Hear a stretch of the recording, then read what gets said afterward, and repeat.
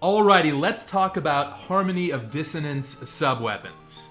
So the randomizer is getting more active, a lot more people are getting into this, and I'm getting frequent questions about, in my view, which combinations are most and least useful. So we're going to take a look at all of them. As you can see here, there are many permutations to talk about. A lot of useless ones, but a lot of underrated ones too, that I want to draw your attention to. First of all, the format of the list. This is going to be factoring in stacks, because stacks are the central tenet of Harmony combat. They're the core aspect of Harmony combat. So you've got to factor that in. Nobody plays Harmony of Dissonance without stacks. So we're going to assume that you're stacking to your fullest capabilities. So you've got ultra stacks at the very top. These are the beefiest, chunkiest stack combos in the game. Then from there, you've got great stacks or DPS. Not all of these are going to stack. You don't necessarily have to stack to be a really good combination. You've got good stacks in DPS. No stacks, but decent DPS. That's its own tier. In fact, that's going to be the largest tier of the tier list. Then you've got screen clears. And you've got, please God, don't use these combinations. And let's start with the screen clears. I've already got these added here. That's the whole list. I have no strong opinions about these. For all of these combinations, Juste becomes intangible and stops for a few seconds, and then some kind of a spell combination goes off and wipes out most enemies on the screen or deals a good chunk of damage. So these are mostly interchangeable. Some are more useful than others, but if you just need something to deal with enemy spam or to get a little extra damage safely on boss fights, these are all a decent bet. However, you're almost certainly going to have better options. Now, I want to get the top two combos in the game instantly out of the way. Wind Cross, of course, in Ultra Stacks, and you've got Yellow Book, aka the Gradius combo. These are not only the most useful combinations for Randomizer, they're also the premier combos for the No Out of Bounds speedrun category, which is the closest we have to glitchless in Harmony of Dissonance. There have been runs at the top level with both books being the centerpiece, both combinations rather, being the centerpiece. So which of these two is best? You could definitely make a case for Gradius. However, Wind Cross is better. It's the faster route in the speedrun. It's easier to use because you don't have to equip Crushing Stone, so there's less menu time involved. If you do the secret up-down attack combo, you can shift the orientation of the crosses to a more horizontal orientation, which is better for stacks for certain enemies, notably Maxim. I mean, this combo being the best combo in the game for Maxim definitely is a big plus. So while I think the raw damage power of Gradius is slightly higher on most boss fights, Wind Cross is easier to use, doesn't require as much menuing, allows you to use the Platinum Tip, and it's better on the final bosses. So it's got to be kind of a 1-1A situation, but I definitely believe that Wind Cross is the better of the two. On the other end of the spectrum, the worst combo in the game is Wind Axe. I double-checked all of these combinations before making this tier list, and I was really hoping to be proven wrong. I was hoping to find some additional uses for Wind Axe here. I could not find a damn thing. It's so bad. You can have multiple on-screen at any given time, and I guess that's something, but it's expensive, hit a full DPS, a bad attack angle, awful. Don't use this. You're better off with nothing. On that note, sticking with different kinds of axes, the Thunder Axe, way too expensive, doesn't have full screen range, just totally tears through your MP bar, and you're gonna get more damage just doing some whip chaining than you are blowing your MP on this combo. Definitely one to avoid. I'm looking at this tier list here. There are so many yellow combinations in bottom tier. Let's just keep talking about them. Yellow Knife, horrible. So Just points up to the sky, sends a lot of electric bolts up, and then like 3 or 4 seconds later, they'll come crashing down on an enemy. Only problem, they're totally inaccurate, they're weak, and once again, this thing is not balanced correctly. Way too expensive. I'm gonna go ahead and also put the regular fist here. It's slow, it's weak, you don't get iframes on it, and you're committed to the attack until the end. You can't cancel out of it.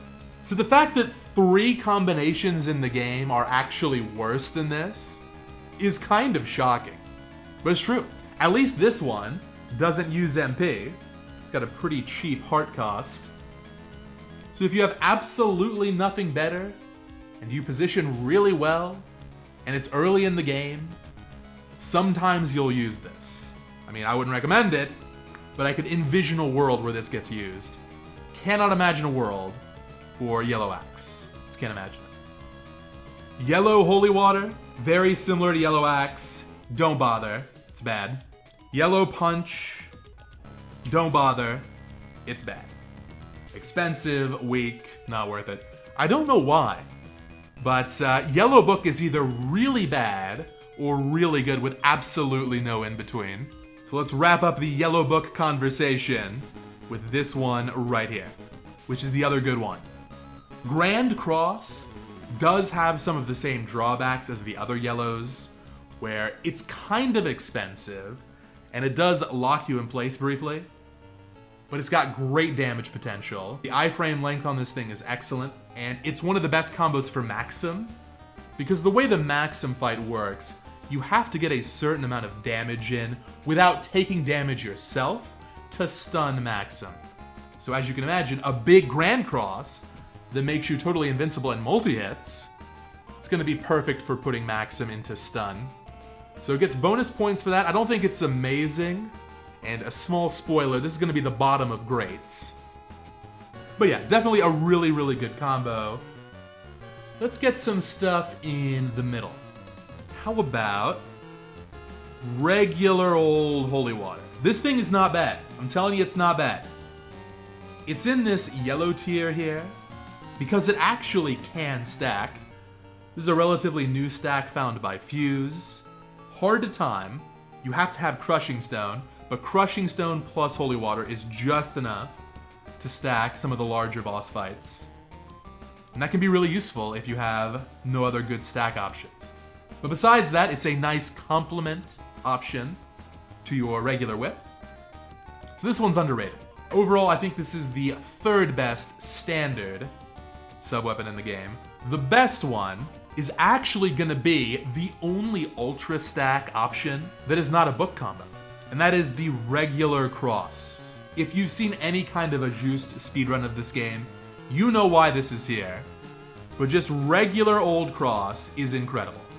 You can get dive kick stacks, dash stacks, double stacks even, where one cross can stack multiple times. There is even some theory crafting done by Sofa that maybe the optimal speedrun route is just using standard cross and not even getting a spell book.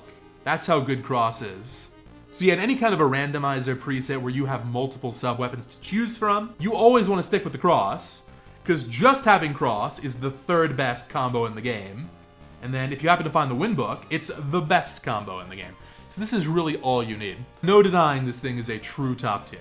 The final top tier, it's the Wind Book book. When you use the Wind Book book, 3 books circle around Juiced.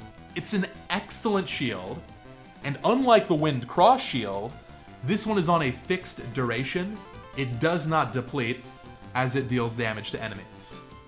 So it lingers for a pretty good amount of time, and you can use it freely. The big perk though is that it can stack with Crushing Stone, and it's actually a pretty generous stack window. You have to be close to the enemy, you don't have to be that close. Relatively easy to do on fights like Death. A little bit harder on moving bosses like Talos, but still doable. And if you've seen those stacks, they're very large stacks. So yeah, it's great for offense, great for combat, great for stacking. It's a perfect combo. Gotta go in top tier. Now this one might be a surprise, because the top of great and the 2nd best regular sub-weapon is just gonna be the standard axe. And in a way, this is very classic Vania. In a game with a top tier cross, axe is still really good, just not quite as good. It's like a discount cross. You can still get stacks in, dive kick stacks, and whip stacks, but the timing is tougher. You have a shorter window on most situations to get that stack in. The damage is not as good, and the stack window does not last as long. There's also no chance at like a double stack with the axe. That being said, it's cheap to use, it's actually cheaper than the cross, and it's almost as potent. Just having regular old axe is gonna be better for most boss kills than the majority of spellbook combinations. In fact, regular axe is gonna rank highest of all the axe combos on this list, which is kind of crazy. In the meantime, though, I'll talk about what I think is the second best axe combo, the Ice Axe. This one is super underrated, and I think people need to use this more. It's the best value for your MP, period. It uses almost nothing. It's a very quick attack. It drops a big ice cube from the ceiling. But more importantly, you can angle it left and right. So if an enemy is far away, you can press away from you to get it further out, or you can press in to get something close by, and you're invincible while using this. So you can spam it, cheap, strong, and flexible. Does not stack, but it doesn't have to be a high tier. A very impressive combo. This is the very highest rated no stack combo in the game. The Hadoken, going right there under the axe. It's a little more expensive than Ice Axe, but not by a whole lot. Full screen projectile, unbelievably strong. You can just sit in the corner and spam this thing on maximum and win. If you have this thing, you want to start looking out for mana prisms, because this can carry you. You can use it in the air and on the ground. Oh, it's so good. Bigger bosses, it can actually multi-hit. So yeah, really good. Use this thing. Use the Hadoken. All right, let's get a couple of combos out of the way at the same time. I'm a big fan of the Fire Fist and the Fire Cross. I think both of these are quite underrated, and they've got okay stack potential. So I think a lot of people aren't aware that you can stack with the Fire Fist. It shoots out a number of slow-moving projectiles, but that's actually an asset because it gives you time to track them down and land a couple of whip hits on top of the fire projectile. You can get some really big stacks with this. It is a little slow and a little expensive. As for the Fire Cross, you know, the trouble with this one, and the trouble with most of these upcoming cross combos, is that the regular cross is already so good, it's kind of hard to justify using a combo instead. However, I'm going to try and evaluate these on their own merits. Fire Cross is cool. It's got stack potential, but also it can be set as a trap, to where you throw it out, and it only blows up once an enemy lands on it. Otherwise, it'll just linger there until you attack, which is kind of cool. No other combo in the game works like that. However, the stacks I find are kind of hard to time. It's like a discount cross. So this might be the single most underrated combo in the game. Ice Book Holy Water. Homes in on enemies, it encases them in ice, and it quickly goes away. Not that strong, and the MP cost isn't like super cheap. So why is this in good tier? Because it can stack. You've got to be really quick on it, so you got to be pretty close to the enemy once you use this combo, or else you won't be able to reach the enemy in time. But yeah, it'll stack on most bosses. Give this one a try. If you've tried this before and you haven't liked it, try it, but get in close, use it, and then stack. I think you'll agree it's pretty solid, really. If I have a Holy Water, this is the combo that I'm looking out for. Speaking of things homing in, I guess we'll put something in the no stacks, decent DPS tier. And that is the Ice Knife. Knife in this game is okay. I mean, it's the worst sub-weapon overall, because precisely 0 combinations will stack. This is the best of the bunch, I think. It's kind of similar to the Ice Axe, where you can spam it, and you can have it target enemies. In fact, it'll home in on enemies automatically. But it's not quite as good. The damage just isn't as high as with Ice Axe, and it's not quite as spammable. But the homing properties are nice, so it can be good. It's mostly good for dealing with regular enemies, or if you're fighting a boss, and the boss is in an awkward position, and you're kind of waiting things out, you can spam this in the meantime. I'm gonna put Fire Axe right below. The big problem with this thing is that it's very expensive. This summons these salamanders, another shmup reference, classic Castlevania, and it'll like home in on enemies, do multiple hits and then disappear. Very expensive, but it is very strong. So this is borderline kind of a screen clear, but because this thing is especially effective on bosses, I put it one tier above. Not bad.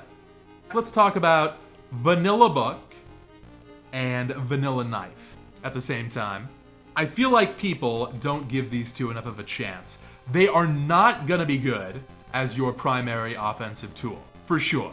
They just don't have the DPS to make that work. But they're kind of the glue between your regular attacks that can really push that DPS up. Let's say you're fighting Minotaur level 1, okay? And you have one of these two combinations at your disposal.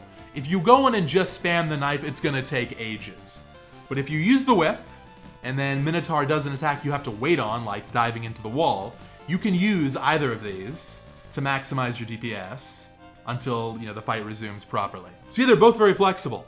And I think the book is better because it multi-hits. Despite being more expensive, it does more damage. I will say that the knife gets points for me because if you equip a Logoth ring, you'll get 3 knives for, I believe, 2 hearts. And that's really good damage. It just triples your offensive output immediately. So you definitely use both of these as a complement to your whip. And you'll find they're pretty useful. Next up, Firebook, you use it, there's no stack potential. It's like a wall of flames goes across the screen. Pretty good, pretty quick, reasonable MP price.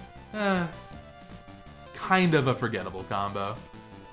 Now this one's interesting. I'm putting Ice Fist at the top of no stacks, decent DPS, mostly for its movement. So if you use this thing, you punch with a big Ice Fist, and the damage is not great. If you try and use it as a damage dealer, you're probably gonna end up in a bad spot afterwards. However, if you're using it to get around enemies, or if you get cornered by a boss like Talos, this thing can save your life, straight up.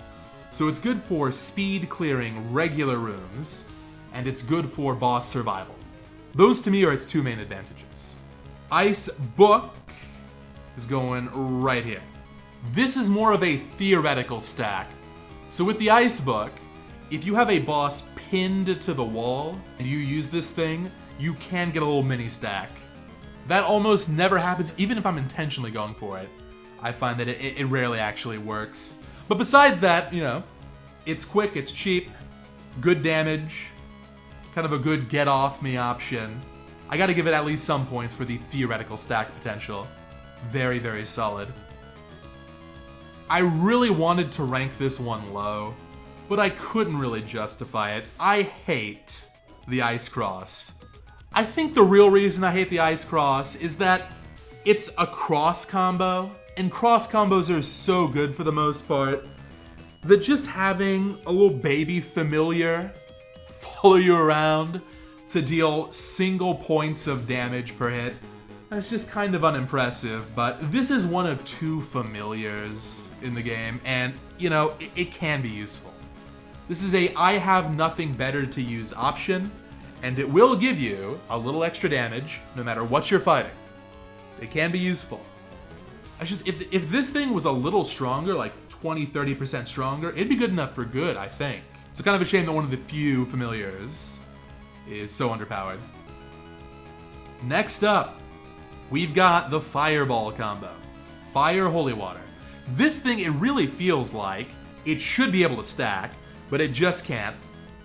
However, the fireballs that roll along the ground, they stay on screen, and they bounce around depending on the positioning of the camera, which you can manipulate, and you can summon multiple at once. So yeah, it's really good. In fact, I think you could probably argue, I'm gonna change my own mind here, I think you could probably argue this should go here. Yeah, I think I'd take the fireballs over the firewall in most situations. Uncomplicated, just a really solid offensive option. Okay, 2 left. We've got what I think is one of the most overrated combos, and what I think is potentially the most underrated combo. Thousand Blades, bad. It's cheap, and you throw a million knives. So it looks cool, and it just feels like it must be useful. You're totally invincible. You're getting in, I think it's like 4 dozen hits every time you use this thing. And yeah, they're weaker, but the sheer volume of it must make it worth it. But it doesn't. It just doesn't. The fact that you're committed and you can't cancel this thing really holds it back, unfortunately. And the damage output is pitiful. If you buff yourself up with the Mystic Pendant, it's still gonna be pretty pitiful. I would say, the fact it's just barely above the standard knife tells you all you need to know. There is absolutely no reason to even consider using this thing. But yeah, casual playthrough, you're level 40, 45, you go into Maxim, you use this thing. Well, if you're that high of a level, suddenly the DPS isn't that bad. I think that's why it's considered as good as it is, even though it's secretly quite mediocre. Alright, this might be my favorite combo in the game. This is a skill combo, one of the hardest stacks to time, but arguably the biggest upside. This is the Fairy Familiar. And this is as top tier as the Fairy Familiar has ever been in Castlevania history. You summon the fairy, she comes on out with a hammer, and bonks an enemy for good damage. Triple digit damage. But ordinarily it would be too expensive and too slow to rely on as a primary option. However, you can stack with the Crushing Stone, and it just melts bosses. You can one-shot Pike Master, you can two-shot Dracula. The only reason it's not in top tier is there are some situations where it's just too hard to stack real time. Like, good luck getting a fairy stack versus Maxim. You can do it if you perfectly time a stun, but it's just so hard. Some of the more mobile bosses like Shadow, it's not practical. For raw damage, Fairy, number 1. And that's the tier list.